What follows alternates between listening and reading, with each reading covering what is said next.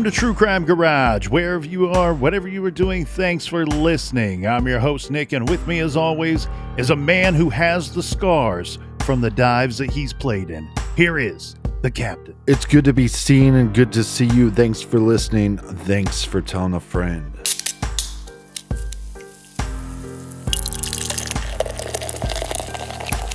Today in the garage, we are very excited to be featuring Juicy ASAP from the fantastic brewers at the Saucy Brew Works. Juicy ASAP is an American India pale ale with a beautiful deep gold color. This beer is dripping with tropical fruit notes, a good deal of honeydew coming through with a superb finish of dank hops. It's crisp and refreshing. Garage grade. I love this one, Captain. So let's go 4 3/4 bottle caps out of 5. And a big thank you goes out to all of our wonderful listeners, especially those ones who contributed to this week's beer fund. A big cheers to Katie in Sacramento, California. And a big we like your jib to Melody in Riverside, California. And last but certainly not least, a big shout out to Shar in Plainfield, Illinois. Everybody we mentioned went to truecrimegarage.com and clicked on the donate button, contributing to this week's beer fund. And for that, we thank you. Yeah, BWERRUN Beer Run. If you're not signed up on our mailing list, you should do so you're in the know and you can get discounts on the garage store, and you can sign up at truecrimegarage.com. Colonel, that is enough of the business. All right, everybody, gather around, grab a chair, grab a beer. Let's talk some true crime.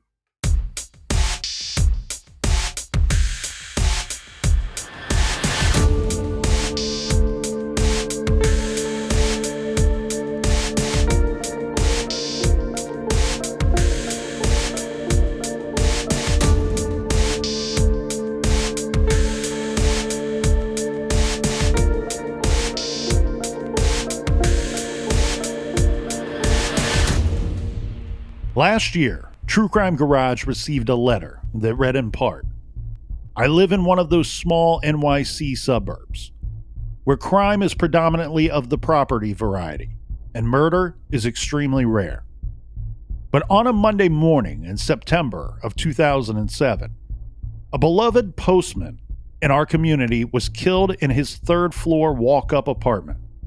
The victim, Stephen Spina, was a young and friendly single dad. The facts are somewhat cut and dry. His on-again, off-again girlfriend left him alone in his apartment when she headed to work. It was Stephen's day off, and when he didn't respond to his girlfriend's text about a lunch date, she returned to his apartment midday and found Stephen stabbed to death. No arrests have ever been made in this case. Where Stephen lived is a small town, the kind of town where most people know each other. Stephen grew up here and was friends with most of the people in town and knew or was friends with most of the people on his mail route. In fact, Stephen was good friends with one of the detectives originally assigned to his case. And now, a new cold case detective has been assigned to Stephen's case. Thank you again for taking a look at this.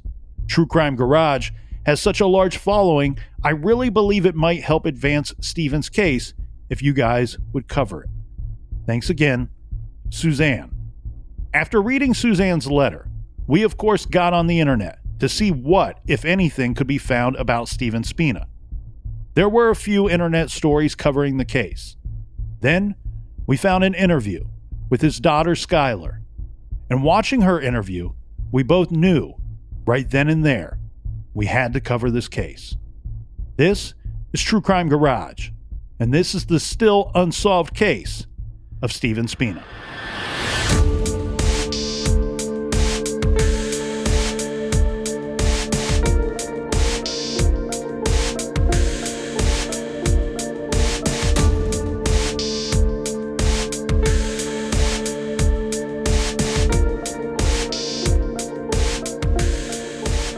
Sunday, September 16th, 2007, I would be willing to make a handsome wager that on that Sunday night, 36-year-old Stephen Patrick Spina, when he went to bed and the head went to pillow, he was probably smiling and looking forward to Monday morning.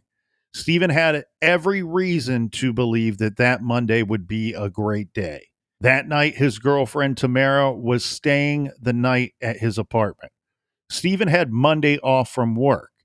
And in the morning, his girlfriend would take off for work, and then she would be joining Stephen for a lunch date. After lunch, Stephen had his favorite event scheduled for the evening, taking his daughter to the New York Yankees baseball game. Now, Stephen played and participated in some form of baseball for almost his entire life, and it had to be a dream come true for him to share his love of the game with the love of his life, his 12-year-old daughter, Skylar. It was the middle of September, and that meant that the Yankees were still fighting to keep their October MLB playoff hopes alive. That Monday evening, the Yankees were playing Baltimore. Unfortunately, they never went to the game. Someone killed Stephen Spina that morning in his apartment. Now, Captain, let's go through what is known about this still unsolved homicide case. Well, like the colonel said, it was a Monday morning, but Stephen was a mail carrier, so it was actually his day off. This is a brief description from projectcoldcase.org. They have several news articles from Stephen's case on their website, which are interesting to check out if you have the extra time. Now, the facts are as follows. On Monday, September 17th, 2007, Stephen Spina was stabbed to death in his Mamaroneck, New York apartment. There were no signs of forced entry into the apartment. Nothing was reported to have been stolen from the home. It is very likely that Stephen knew his killer. He was last seen by a neighbor at approximately 9:30 a.m. that morning, and he was found deceased by his girlfriend around 12:30 p.m. Detectives raised a number of leads, including information about Stephen's tires being slashed not long before his murder. Also investigated were tips regarding prior relationships of Stephen's and his girlfriend. Now, let's fill in the blanks here if we can. As we know, Captain, the injuries that are reported is that, unfortunately, our victim was stabbed multiple times here. There is evidence that this crime is personal. The evidence and the crime scene suggests that this was a personal cause homicide. The weapon itself, to the public's knowledge, the weapon identified simply as a knife has never been found. Evidence at the scene suggests that the killer brought the weapon with them to the crime scene. And again, the apartment was not ransacked and nothing was stolen. Well, and like we said, Stephen was a mail carrier and he had a different schedule than most people. So the fact that he was off on a Monday and killed on the day he would have been off, it's most likely that the killer knew Stephen because he would have had to know that Stephen would have been home that day. Yes, and you're exactly right there, Captain. I believe that that is a significant clue in this case. So, a couple of things. We discussed that the apartment's not robbed. There doesn't appear to be anything of significant value missing from the apartment when the detectives are searching through the scene. The other thing, though, too, is this is a third floor apartment. It's not like somebody just stumbles in off of the street and attacks this guy in his apartment. Again, no signs of forced entry. So, did Stephen let the person or persons into his apartment that day around noon? And you're exactly right regarding his schedule. So that Monday, September 17th, Stephen was off from work. He's a postal carrier in Larchmont, which, from my understanding, the way that his schedule works, it's quite different from most people's work schedules. It's not the typical Monday through Friday, 9 to 5 type of gig. Stephen was off on Sundays. Every Sunday he had off. Now, his other day off each week would be a rotating day. For example, on this week, he is off on Monday. Well, the following week, he would be off on Tuesday, and then Wednesday, and then Thursday, and so on. And then this pattern repeats itself. So on this particular day, he's off from work. This has to be some kind of clue here because not so many people would just know that he would be off on this particular day, that he would be home If somebody had a beef with him or somebody had a reason to go to his apartment and attack and kill him, well, then that person very likely knew and had prior knowledge that he was off that day. Definitely. The area itself, this Mamaroneck, is a small town. In fact, it's the village of Mamaroneck. Stephen's girlfriend, they had been together on and off for about 2 years, Right. is my understanding at the time of this homicide. Now, on that day, she had stayed the night at Stephen's apartment the night before, which was pretty common from my understanding. And she goes off to work. She works nearby. This is about maybe a 10-minute drive.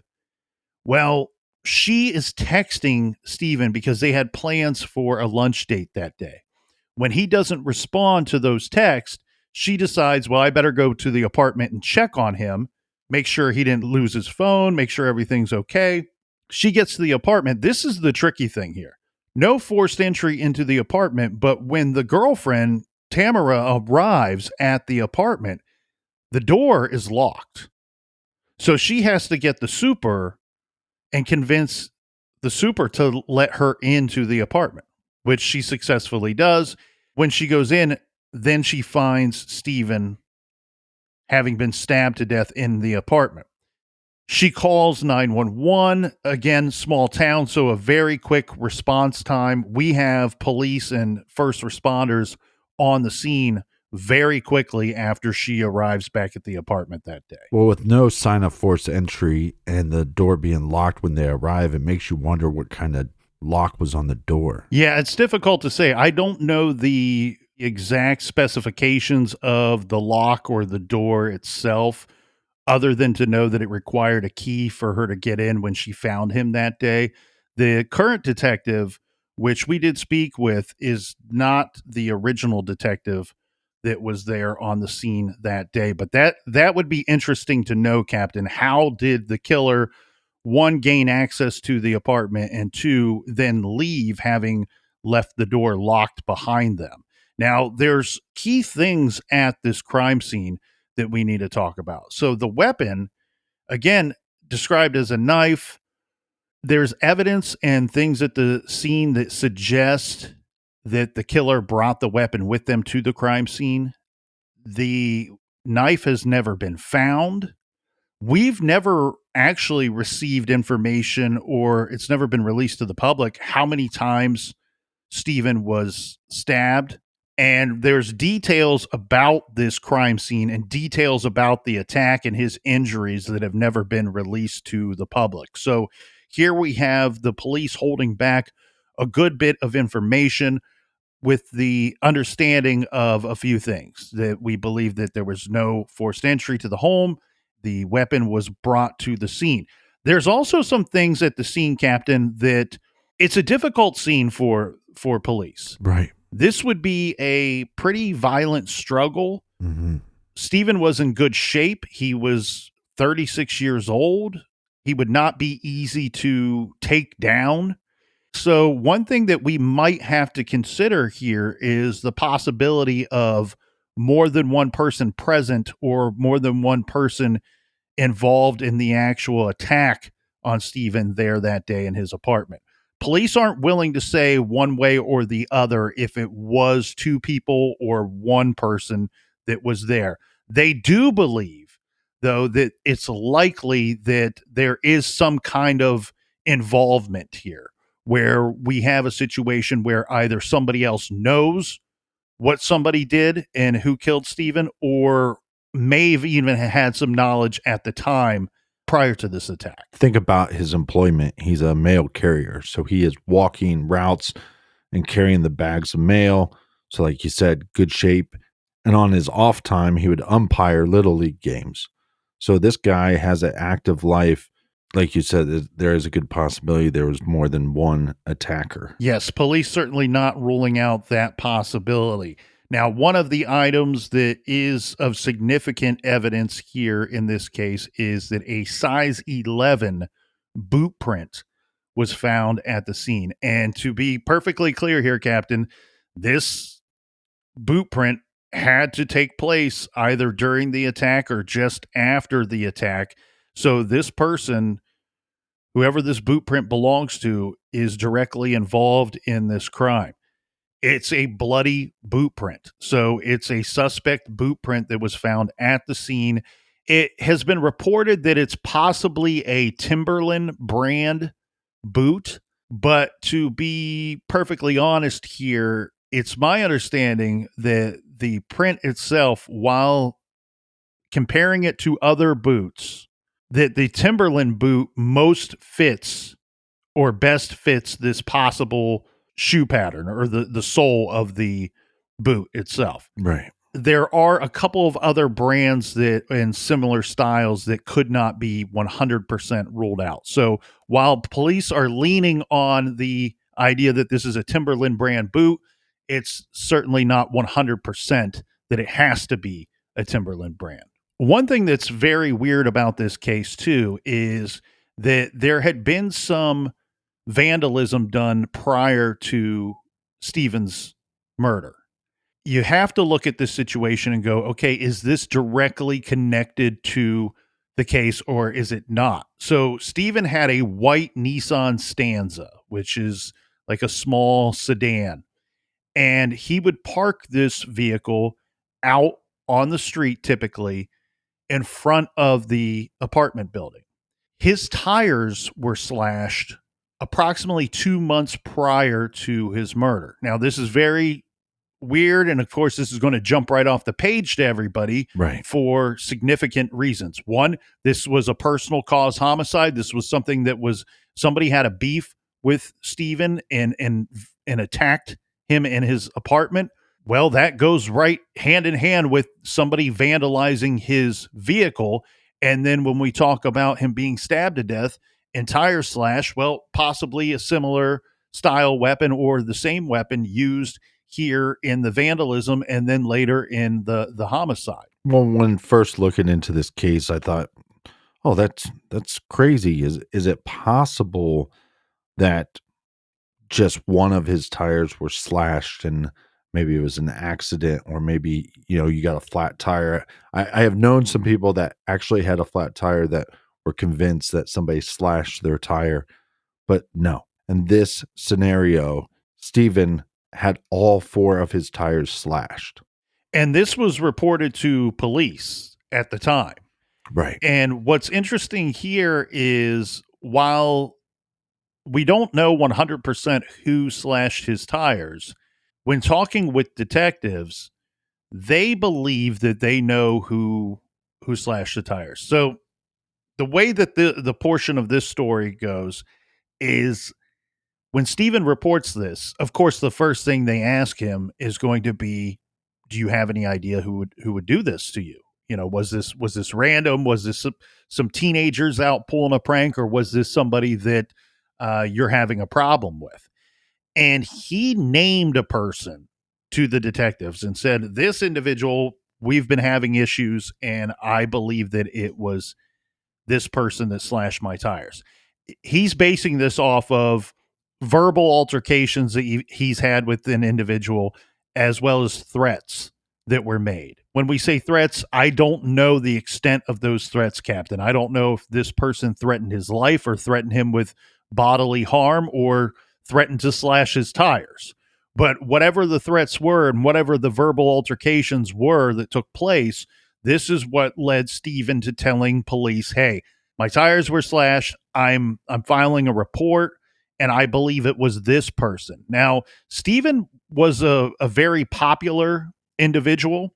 He grew up in this area. This is a small town. The village of Mamaroneck is a smaller town. In fact, I want to say it was about 28,000, 27,000 would be the population around the time of his murder.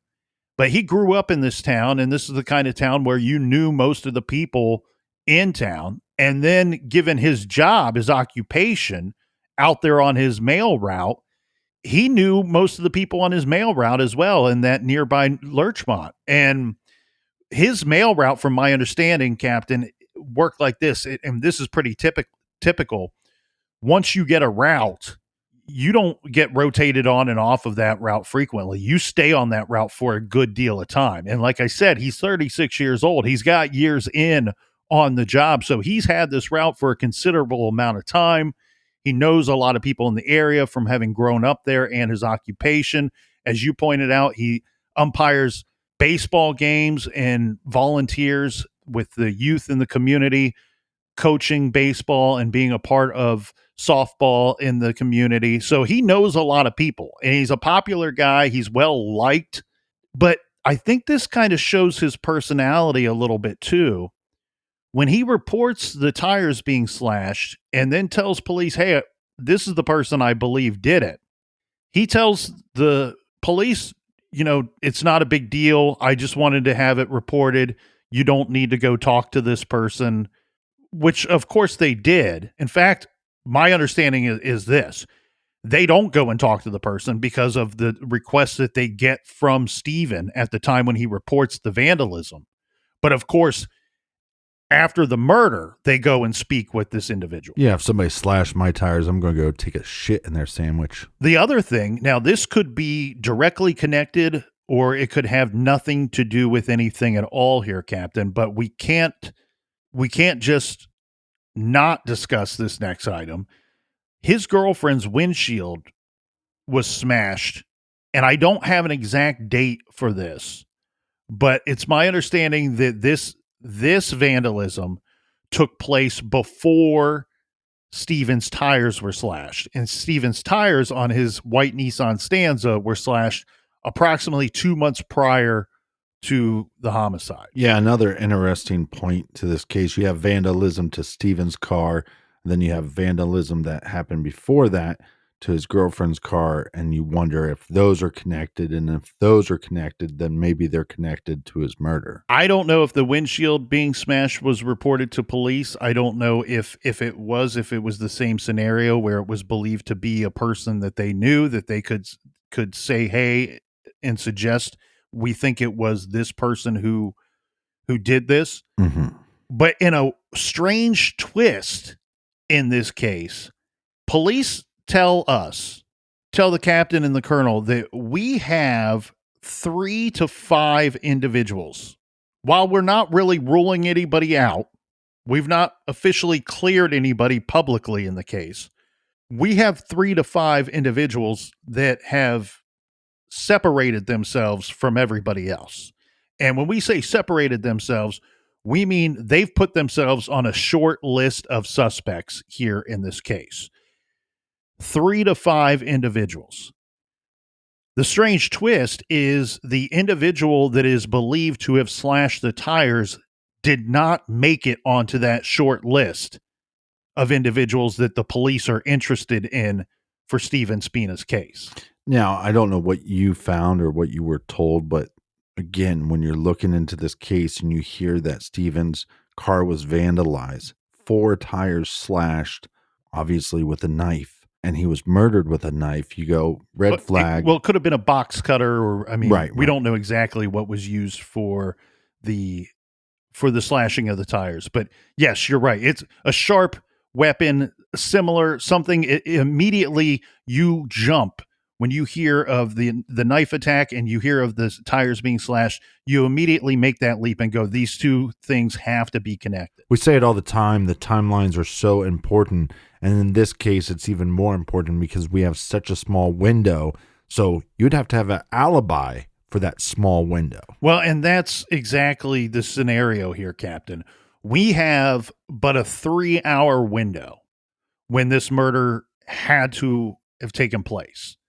And therefore, if you go and you speak to suspect number 1 in the tire slashing incident, and you can confirm that this individual was at work or was in another town or was somewhere where you have a lock down solid alibi for this person, then this person doesn't make it onto that short list of suspects. And I'm guessing, knowing the amount of people that police spoke to and the amount of people that were investigated in this case, that is what separated this individual and did not put them on that short list of suspects. Which would be frustrating if you're law enforcement. You would think you have a really good lead, and then you realize if the glove don't fit, you must have quit.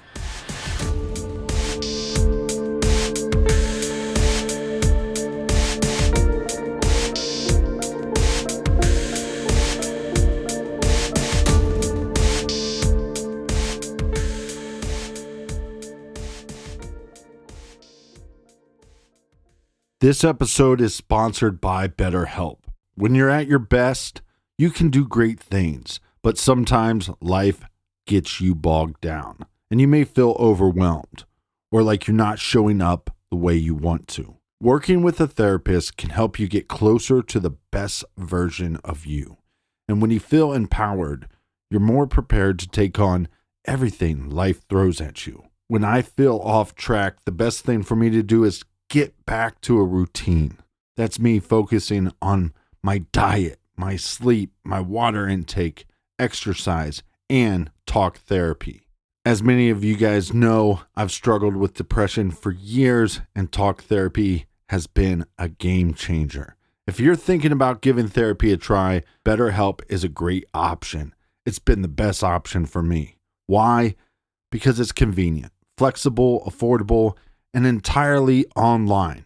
Just fill out a brief questionnaire to get matched with a licensed therapist and switch therapists anytime for no additional charge. Like I've said, talk therapy has been a game changer for me, and the best option out there is BetterHelp. With BetterHelp, I've learned coping skills and how to set healthy boundaries, and also knowing that I'm enough, self-empowerment, and dealing with trauma. If you want to live a more empowered life, therapy can get you there. Visit betterhelp.com/garage today for 10% off your first month. That's BetterHelp, HELP.com/garage. Get back to your best with BetterHelp. Did you know that property crimes like burglaries and package thefts spike over the winter? That's why now is the best time to secure your home with award-winning home security from Simply Safe. Simply Safe was named the best home security system of 2022 by U.S. News and World Report. In an emergency, 24/7 professional monitoring agents use Fast Protect technology exclusively from Simply Safe to capture critical evidence and verify the threat is real, so you get a priority police response. Simply Safe is whole home security with advanced sensors for every room, window, and door, and even hazard sensors that detect fires, floods, and other threats to your home. 24/7 professional monitoring service costs less than $1 a day. That's less than half the price of ADT's professionally installed system. Stay in control of your system anytime, anywhere with the top-rated Simply Safe app. Here at the Garage, we love Simply Safe. We've been using Simply Safe to keep and protect our garage studio for years. We love the advanced technology that Simply Safe offers, and we love that we can control our system on our phone using the app. We can also watch crystal clear HD live streams of our security cameras, giving us solid peace of mind. Customize the perfect system for your home in just a few minutes at simplysafe.com/garage. Go today and claim a free indoor security camera plus 20% off your order with interactive monitoring. That's simplysafe.com/garage. There's no safe like Simply Safe.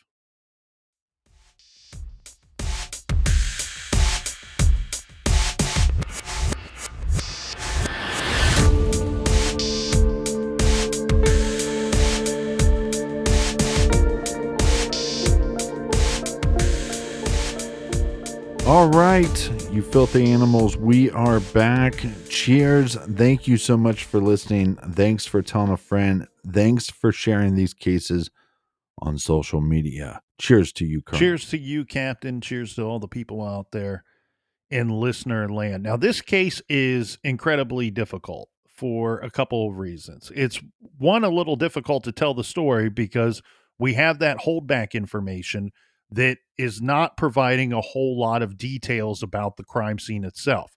We have been told by law enforcement that this was a complicated crime scene and that they've had some setbacks with it.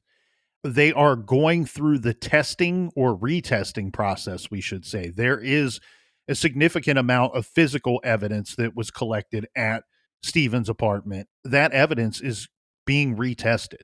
They're hoping to learn new information based off of those tests, and that will be taking place within the next couple of weeks. So we could be getting some big news here in Stephen's case But without that big news or without somebody coming forward with additional information, the way that this case looks now, it's sitting there and it's pretty cold with the exception of the retesting of the evidence. Well, at least there's some movement, and hopefully those tests give us some kind of answer. Well, in this area, this Mamaroneck it's a village.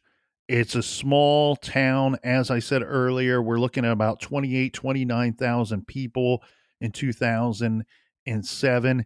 The state of New York's homicide rate is lower than the national average. The village of Mamaroneck's homicide rate is well below that of the state of New York. In fact, most years, the village of Mamaroneck experiences 0 homicides.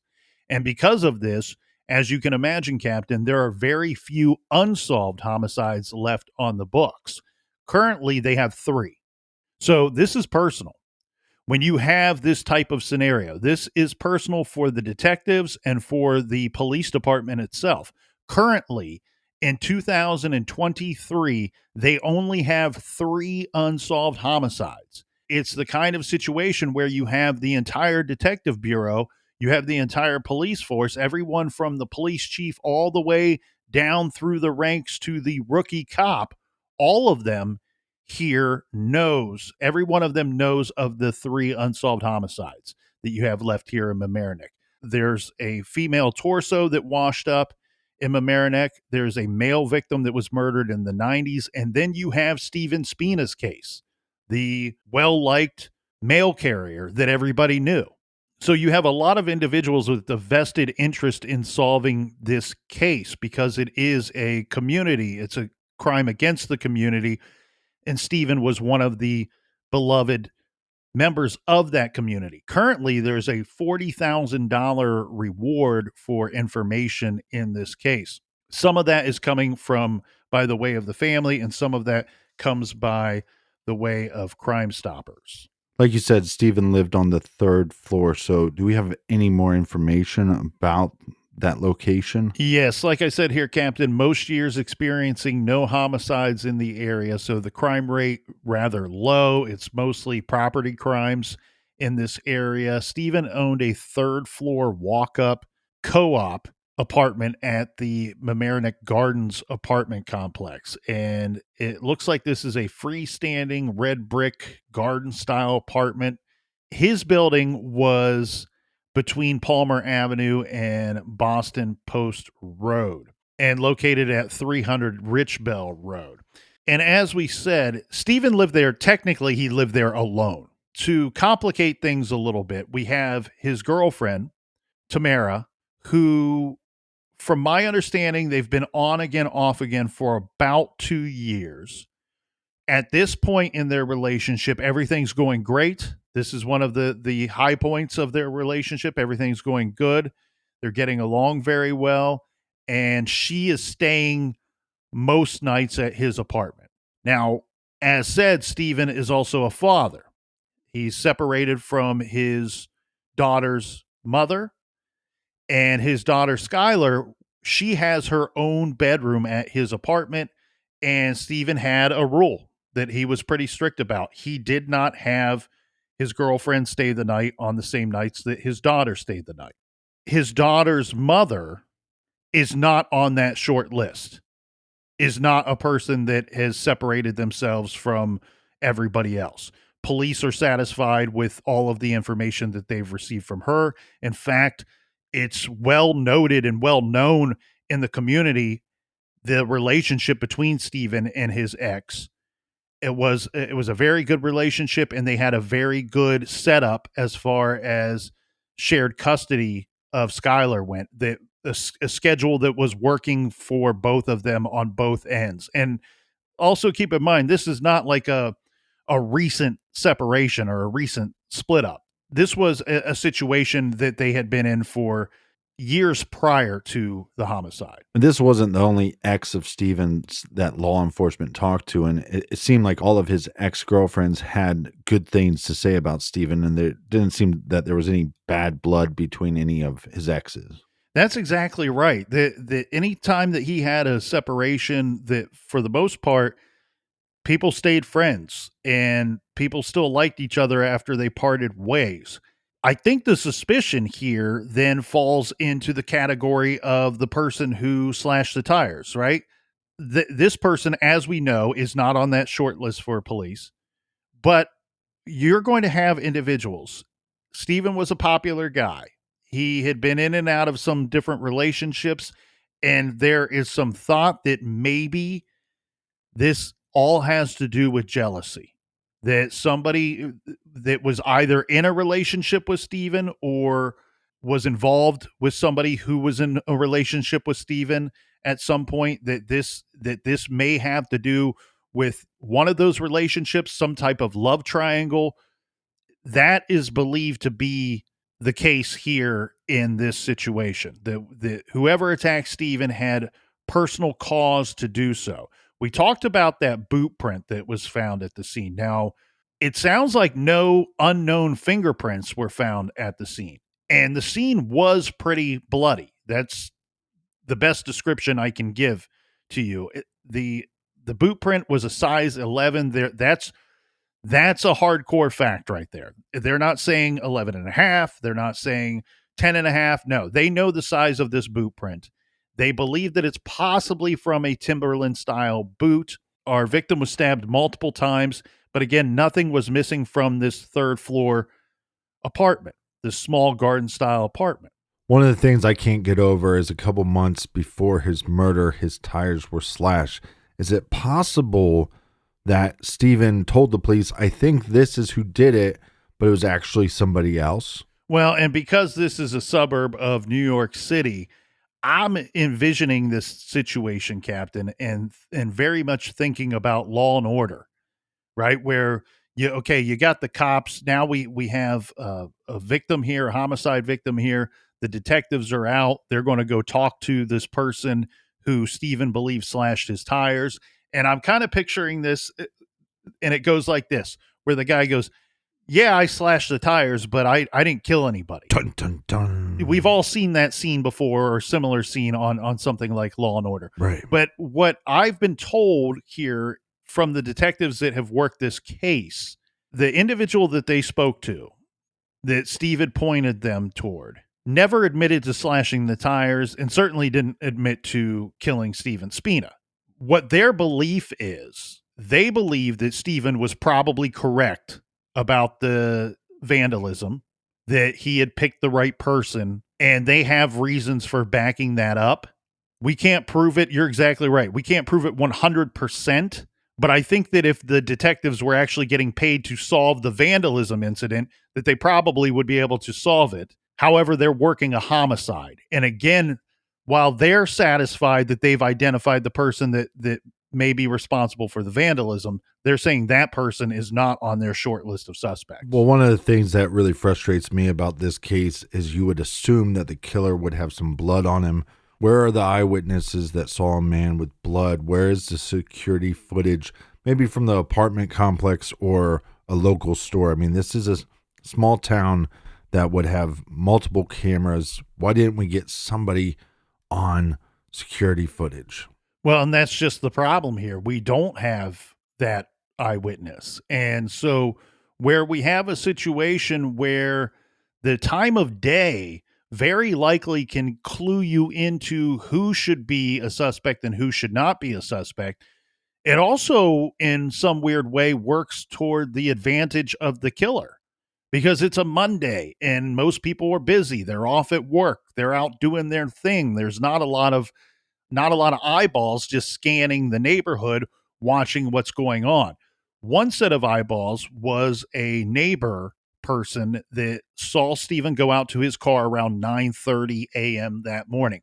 This person, while we said almost nobody has been publicly cleared, this person is not a suspect, and there's no evidence to that this person should be a suspect. In fact, this information is helpful to the investigation, and this person came forward. So now we're dealing with a very short window of only 3 hours.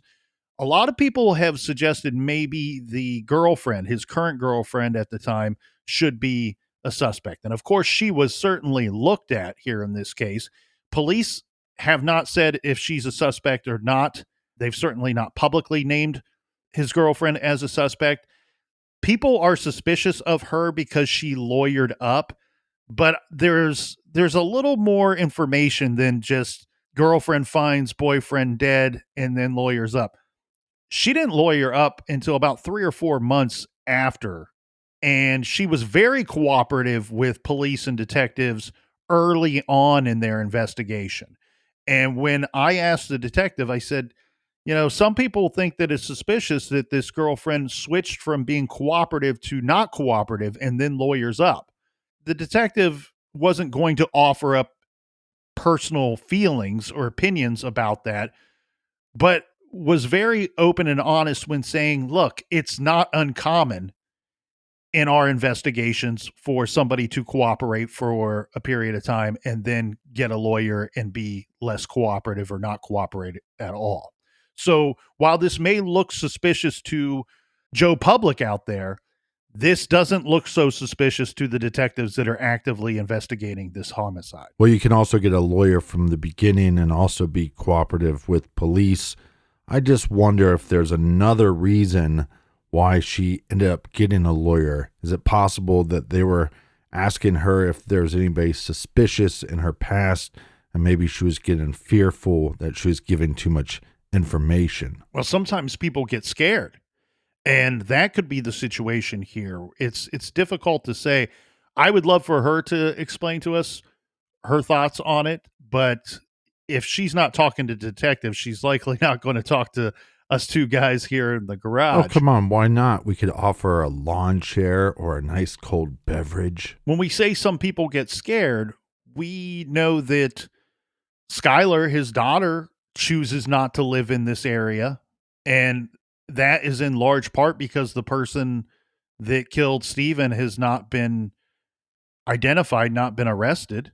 It's one of those tricky cases where you have some people on the outside that look good, and then you get to talking to detectives who have worked this case very diligently. They're telling you that, look, while we've not publicly named suspects, we have 3 to 5 that have separated themselves from everybody else, and the person that we believe that slashed the tires is not on that list. His daughter's mother not on that list.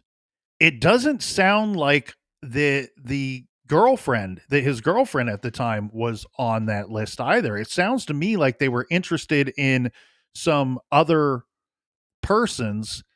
And again, they can't rule out, they're not saying, was this one person or two people that were at the crime scene when Stephen was killed. So there's a lot of meat left on the bone here, a lot more information that is needed to take a good, strong look at his case.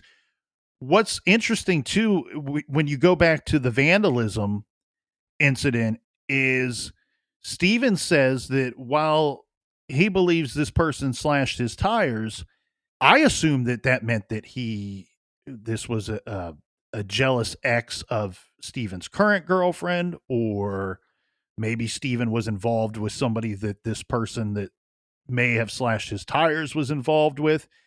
It's my understanding that while that might have been a suspicion of this individual, that Steven told police at the time he was not involved with whatever this person suspected him of. Steven had not done. He had not had a relationship or whatever this individual that slashed his tires believed Steven had done, or whatever he was mad at him for. Steven told detectives that he did not do that. He didn't have any involvement in that.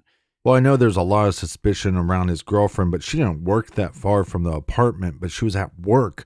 So you'd think that they would know where she was at the time of the murders. She works about 5 to maybe 10 minutes drive from the apartment. Right. And from what we've been told is they don't have any evidence to suggest that she wasn't where she said she was that morning.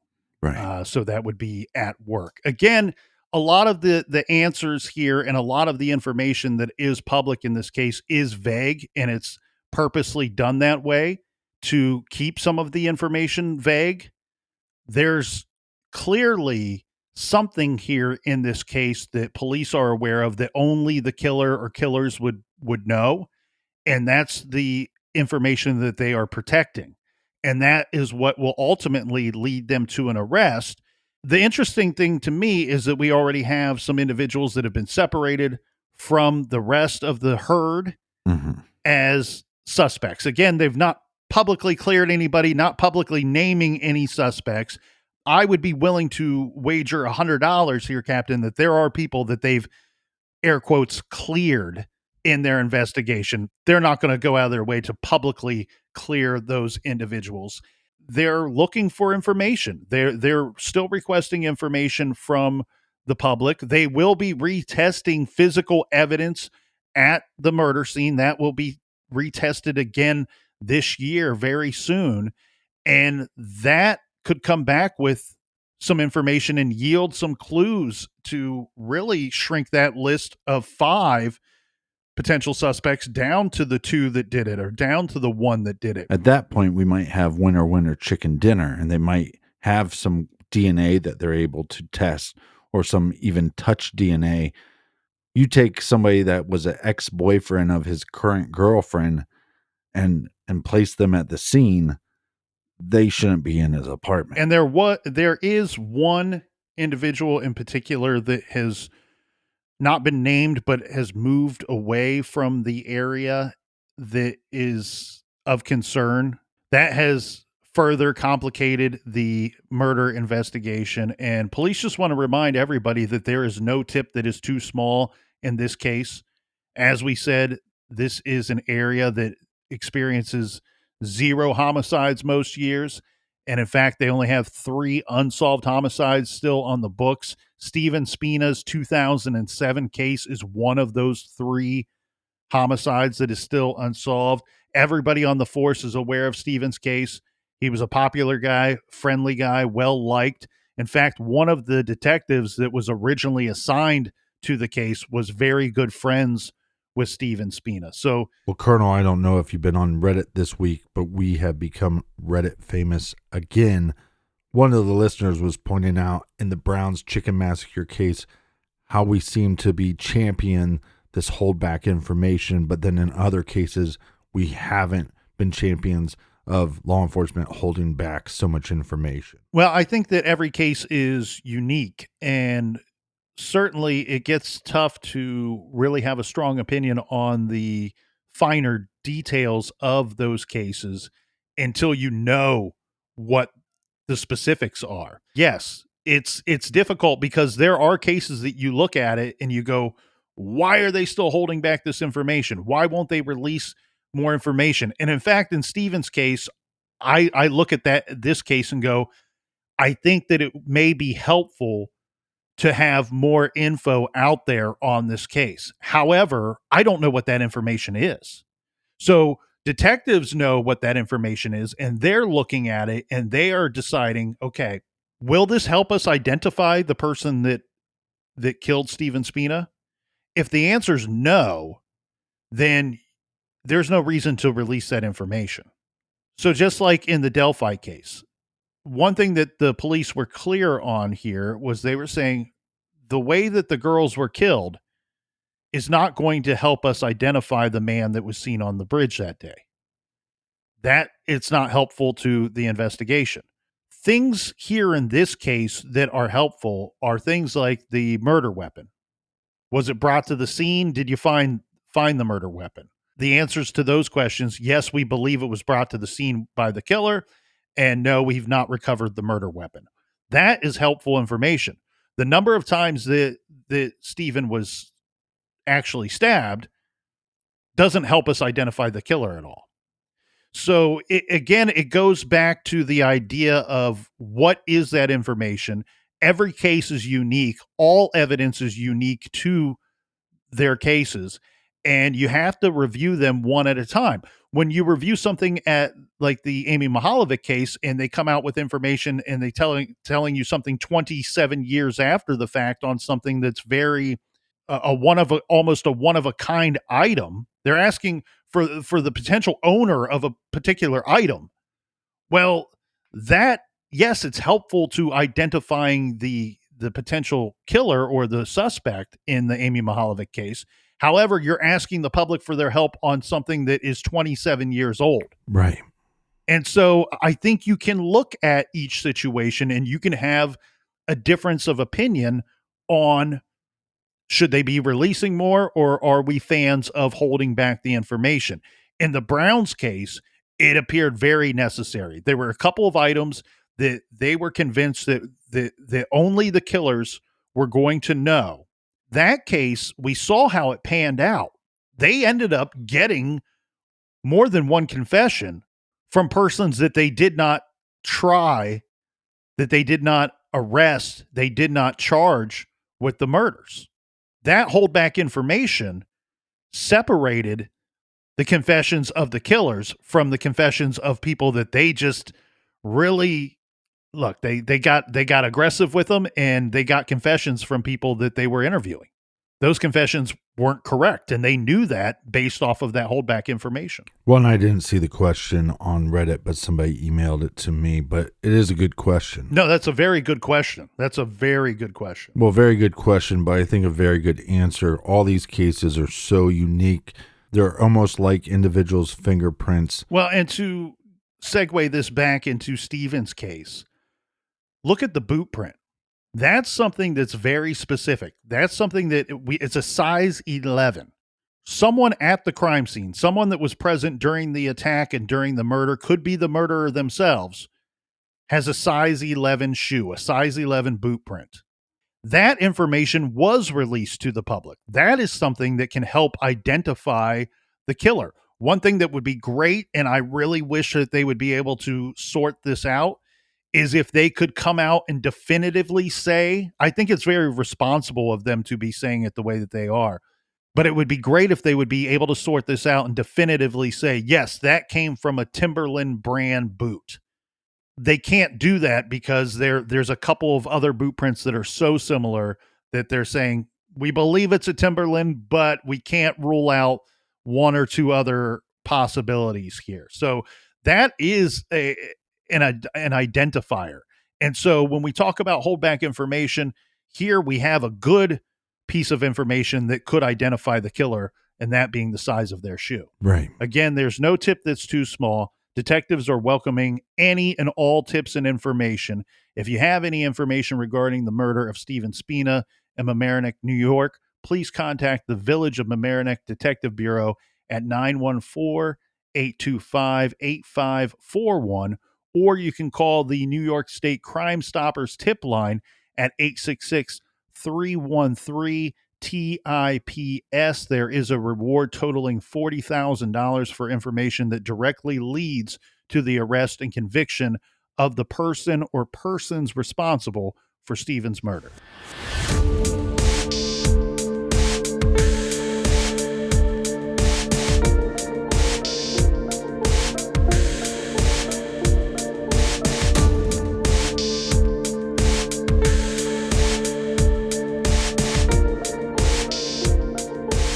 I want to thank you guys so much for joining us here in the garage. Thanks for listening. Thanks for telling a friend. For everything true crime, check out truecrimegarage.com. And until next week, be good, be kind, and don't litter.